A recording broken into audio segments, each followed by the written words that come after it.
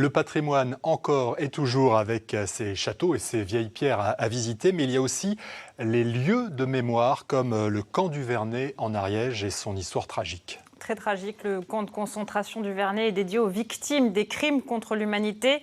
Il accueille en ce moment une exposition. Geoffrey Berg et Pascal Dussol nous retracent son histoire. À l'ombre du château d'eau, il ne reste plus qu'une vaste surface agricole. Il y a 80 ans, se tenait pourtant ici le camp de concentration le plus répressif de France, le camp du Vernet d'Ariège. Alors voilà les deux piliers qui marquaient l'entrée de ce camp de concentration du Vernet d'Ariège.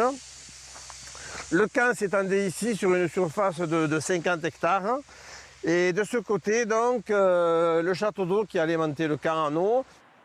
Créé en 1939 pour regrouper les Espagnols fuyant la guerre civile, le camp du Vernet est devenu, pendant la Seconde Guerre mondiale, le lieu de détention des étrangers indésirables. Des milliers d'entre eux ont transité par cette gare, rare bâtiment de l'époque encore debout.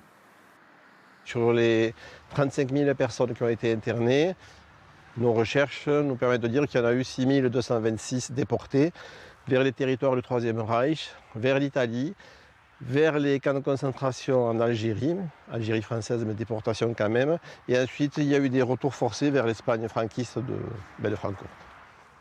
Jusqu'à sa fermeture en juin 1944, le camp a regroupé jusqu'à 70 nationalités. Aujourd'hui, les adhérents de l'amicale du camp du Vernet veillent à sauvegarder la mémoire de ces détenus. Certains en sont même des descendants. Mon père a connu une déportation, lui aussi, dans ce genre de wagon depuis le Vernet.